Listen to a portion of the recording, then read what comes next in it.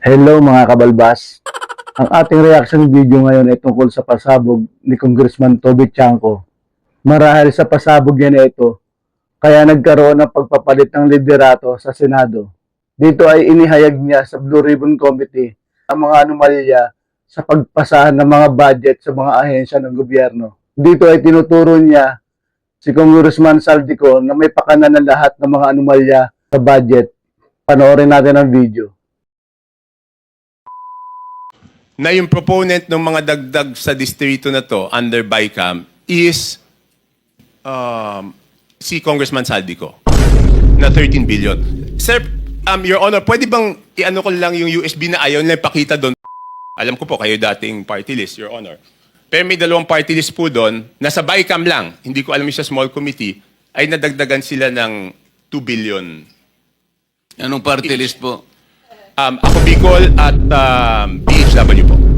Ang alam ko po, Your Honor, ang party list congressman, ang allocation po yata, kung hindi ako nagkakamali, but I'm sure you know better, is 100 to 150 million lang.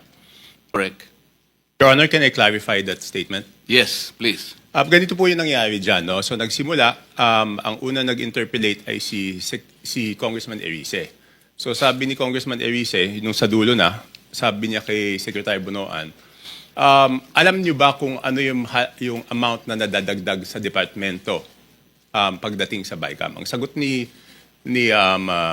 Secretary Bonoan at the time was that hindi namin alam dahil hindi naman kami part ng BICAM. Makikita na lang namin yan pagdating ng General Appropriations Act. So yun po yung pinagsimula nun. So ang sabi ni Congressman Erice noon, since hindi po alam ni Secretary Bonoan, ang taong dapat tanungin ay si Congressman Saldico. Kaya po siya nagmosyon na kung pwede, imbitahan ng committee si Congressman Saldico at yan po ay tinutulan yung mosyon niya ni Congressman Benny Abante. Bakit po tinutulan ni Congressman Abante? Parang ang sinasabi po nila noon is that hindi pa pwedeng maging resource person ang isang congressman. Kaya tinuloy ko po, kaya po ako nagsalita, humingi ako ng pasya kay Congressman Erice because he had the floor, if I could make a manifestation. Sabi ko, kung ganyan po na hindi pa pwedeng resource person ng isang congressman, hindi na dapat ituloy itong investigasyon na to sa House.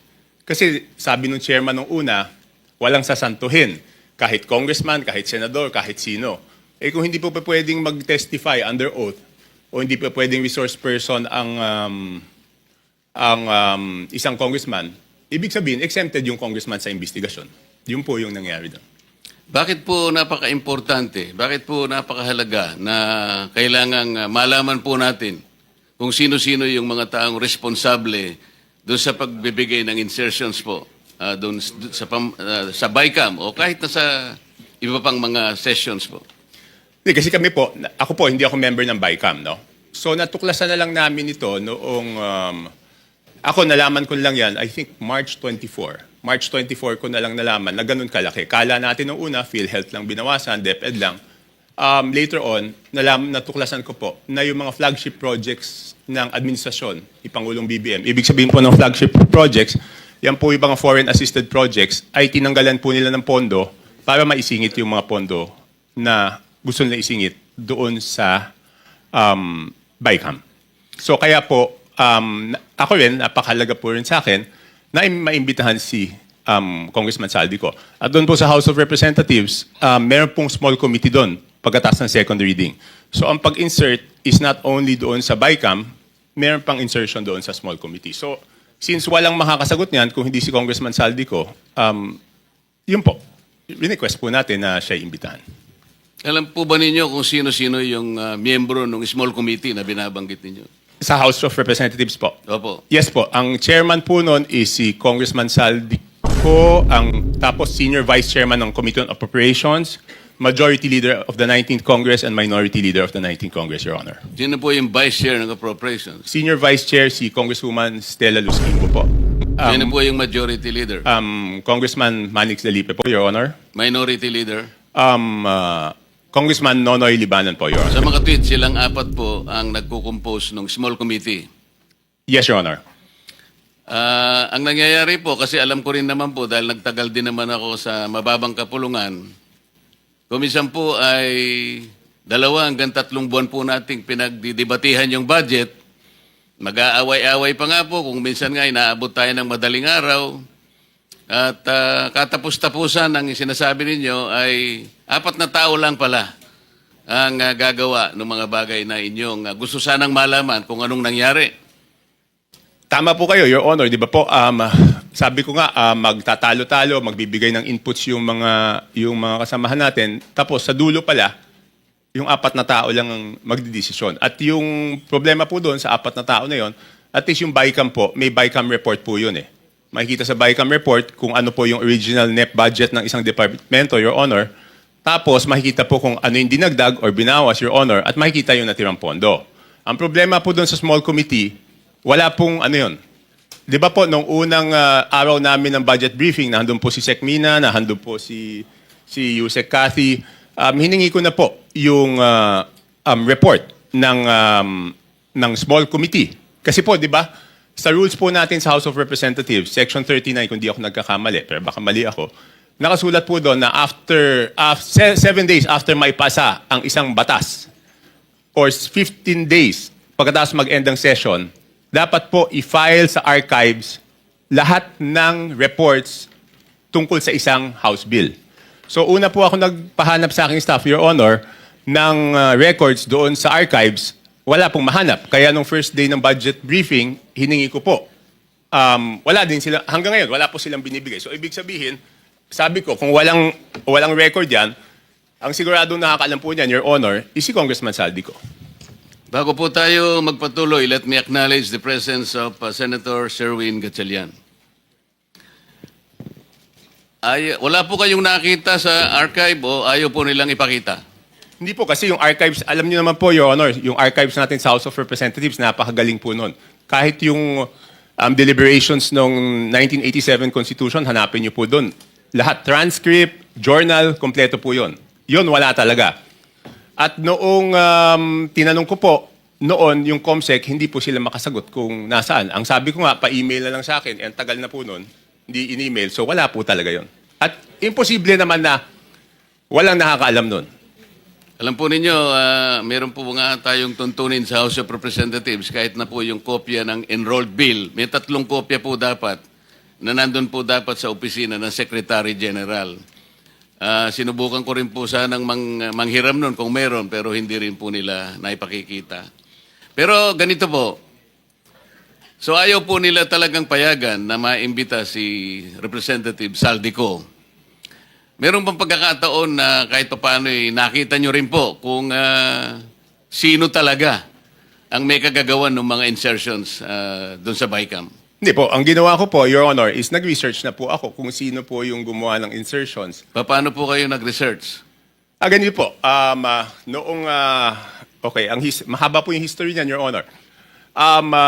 To be very blunt about it, di ba po, nung nabawasan ng flagship projects, yung Pangulo, nung nakita niya po doon sa Sagaan na nawala yung kanyang malalaking proyekto, yung flagship projects ng gobyerno, naghanap na po siya kung saan napunta yon. So wala po ako nung unang meeting, pero I think nagkaroon ng meeting, ang dinig ko noong January, tinanong po yung Senate President, si Senate President Escudero at tinanong po si Speaker Martin Romualdez, hiningi yung listahan noong mga insertions doon sa budget. Ang pagkaalam ko, ulitin ko, wala po ako nung unang meeting, si Senate President Escudero, binigay po yung listahan ng Senate amendments, no? Doon 3 days after the meeting. Nung tinawag po ako sa pagpupulong noong March 24, nalaman ko po na wala pang binibigay yung House of Representatives at that time, in March 24. Kaya po ako nasama sa meeting na yon is para hingin na sa House of Representatives yung listahan noong mga insertions ng House of Representatives naman. So kaya lang po ako napasok dun sa usapan na yon noong March 24. March 24, 2025 was the first meeting.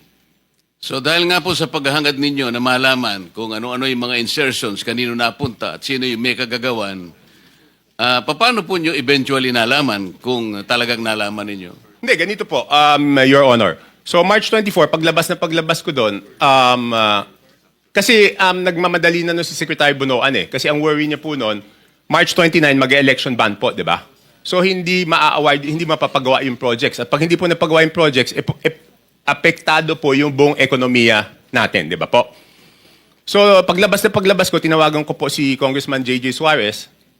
Kasi sabi sa akin doon sa meeting na yon na since wala na si Saldico, ang kumakausap na lang sa mga department secretaries ay si Congressman J.J. Suarez.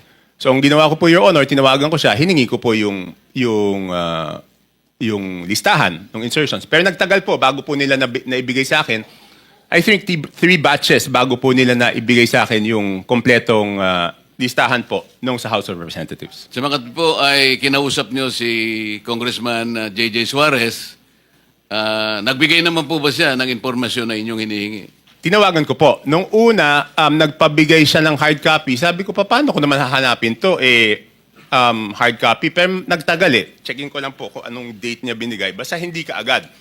Tapos, ang nangyari po noon, binigay rin in 3 tranches. Una, nagbigay ng isang batch. Pangalawa, nagbigay ng isang batch. Tapos yung isang batch na tagalan. So sabi ko, hindi ko po mache-check kung at hindi ko masasubmit sa executive branch kung hindi kompleto. So later on, napilitan namin silang ibigay yung kompletong listahan, Your Honor.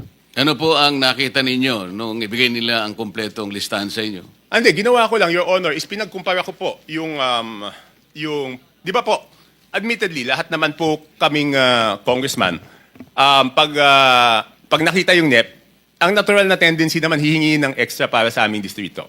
Okay? So susulat po kami. At least ako sumusulat ako.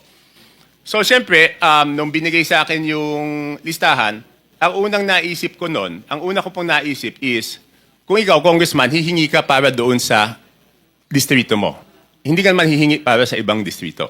So minatch-match ko po yung data. Ang haba doon, hindi ko alam kung gaano karami. Ang una kong ginawa, kasi wala naman nakasulat na congressman doon. Ang nakasulat yung district. So para malaman ko yung congressman, hihingi ko po kay Yusek Kathy. Pinadala ko sa kanya yung file, and she can confirm this. She is here. Sabi ko, Yusek, pakiisa-isa mo nga, lagyan mo kung sino yung congressman kasi gusto ko i-compare yung proponent tsaka yung congressional district. Kung congressional district, hindi ko naman kabisado kung sino yung congressman doon eh. So ang sabi ko sa kanya, pakilagay mo yung pangalan ng congressman. So binalik niya po sa akin. Pagkatapos noon, sabi ko po kay Congressman Suarez, ikaw naman, ilagay mo yung pangalan ng proponent. Sabi niya, bakit kailangan yung proponent? Kailangan siyempre malaman kung sino yung nag-request.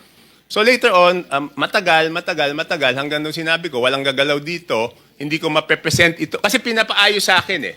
Siyempre gusto ko, pag prinisenta ko po, dahil ako magprepresenta nun, kailangan kompleto yung data. So sabi ko, hindi ko masisimulan yung presentation kung hindi nyo ibibigay kung sino yung proponent. So later on, naibigay din. Hindi ko lang, wala lang yung telepono ko sa akin, Your Honor. Hindi ko ma-check na andun. Sa mga tweet, naibigay naman sa iyo ni Yusek Cathy Cabral kung ano-anong mga distrito yon. Yes po, Your Honor. At naibigay naman sa iyo ni Congressman J.J. Suarez kung sino yung proponents doon sa mga distrito. Yes, pero nagtagal po. Nagtagal. Kaya ngayon po, pwede ba niyong sabihin sa amin kung ano ang napansin ninyo kung ang pag-uusapan ay yung mga distrito at yung mga proponents na nagbigay o naglagay doon sa mga distrito na yon. Ano yung unusual na napansin ninyo kung meron man? Hindi, Your Honor, ang una ko pong ginawa, siyempre ako po yung magpepresenta. Ayoko naman na ako magpepresenta tapos mali pala yung data na pipresenta ko. So ang una ko pong chinek, Your Honor, is yung kasi di ba sa BICAM, may nadagdag naman talaga po doon sa navotas. Okay? Yun nga, ini-issue sa akin, insertion yun. Hindi ako makakapag-insert, Your Honor. Kasi ako po ay hindi membro ng BICAM. So pwede lang po ako mag-request kung ano man yung pumasok doon sa BICAM, yun amyenda na pinayagan ng BICAM. Okay? Opo. So, para hindi ako mapahiya, ang una kong chinek is kung tama yung pumasok Sa o ilang nadagdag. distrito? Hindi, yung sa akin muna. Yung nga po, sa distrito niyo. Kasi alam ko po kung magkano yung nadagdag sa akin sa BICAM. Tumama naman po. Tumama, kasi ang request ko noon is 1.1 o 1.2. Ang pumasok po galing sa House of Representatives na request is 529 at meron po galing sa Senate na 121 po yata. Pero yung sa Senate is all classrooms po yon. So nung tumama na, sabi ko, since tama yung sa akin na nadagdag doon sa aking NEP, kumpiyansa ako na tama yung records. So ginawa ko po, pinesent ko na po. Ano po yung nakita nyo sa ibang distrito na hindi masyadong, na very unusual? Halimbawa, palimbawa sa dalawang probinsya ng Mindoro. Mindoro Oriental at saka Mindoro Occidental. Because I'm going to take advantage of the presence of the good governor of Mindoro Oriental. Kaya ko lang po tinatanong. With no offense meant, Your Honor, kay Gov. Dolor and to my fellow congressmen, ng district congressmen, ang una ko pong napansin doon is lumobo yung dalawang Mindoro, isang Oriental, isang Occidental. Ang NEP po nila is something between 1.5, sabihin na natin para safe ako, hindi lumampas ng 2.5 yung, but I have the figures, Your Honor, kaya lang para lang mabilis po tayo, Your Honor. Hindi lumampas ng 2.5 yung NEP nila, pero ang GAA po nila is, magkano ba? 20 billion. So, nagulat ako, sabi ko, in fairness doon sa mga district congressmen, Your Honor, hindi po nila kaya gawin yun. Hindi kayang gawin ng regular congressman na magdagdag. Hindi naman po sila miyembro ng Committee on Appropriations. Parehong first-term congressman po yun. So, hindi nila kakayanin magdagdag ng ganun kalaki. Kasi ang hirap po, di ba? In my case, nag-request ako 1.2 billion, ang nabigay lang 569. So, paano namang itong congressman na to, makakapagdagdag siya ng ganun kalaki? So, chinek ko na po, sino yung naglagay ng mga pondo doon. Sige po. Tapos po, nagulat din ako kasi, siyempre makikita ko doon sa proponent, tsaka doon sa district congressman. Nagulat po ako na, for example, alam ko po kayo dating party list, Your Honor. Pero may dalawang party list po doon, nasa BICAM lang, hindi ko alam yung sa small committee, ay nadagdagan sila ng 2 billion. Anong party list po? Ako Bicol at BHW po. Ang alam ko po, Your Honor, ang party list congressman, ang allocation po yata, kung di ako nagkakamali, but I'm sure you know better, is 100 to 150 million lang. Tama po yun. Kapag kayo po ay party list representative, tuwang-tuwa na po kayo pagka nakakuha kayo ng 170 million. So sinasabi po ninyo, isang dalawang party list yan, 2 billion po yung nakuha Sa BICAM po. sa BICAM. So, hindi ko na po na-check, Your Honor, yung kasi one-man team to, ako mismo ano nito eh.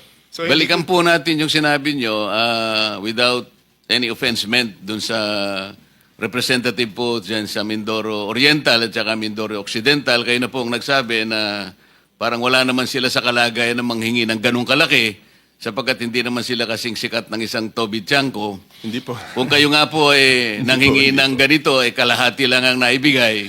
Sabi po nyo kanina, hindi sila lalampas ng at least 2.5B. Pero ano pong nakita ninyo? Naging 20 sa makatwid. Magkano po yung nadagdag? Sangayon po dun sa inyong Yun, nakita. 17, ganyan. Di ba? From 2, sabihin mo 2.5 to 20, di 17.5. Tapos ang isang nakita ko po doon, under proponent, nagulat po ako na yung proponent ng mga dagdag sa distrito na to, under BICAM, is si Congressman Saldico na 13 billion. Sir, Your Honor, pwede bang i-ano ko lang yung USB na ayaw nila ipakita doon para mas madali kong mapaliwanag? Yun nga po yung gusto naming kung papayag Kasi kayo, mahirap puro kwento eh. Ito, may numero po to. bigyan natin ng kopya po yung Blue Ribbon Committee. Ito may I direct staff of the Blue Ribbon Committee to please secure the copy from Congressman Tiangco para makita po natin yung binabanggit niya.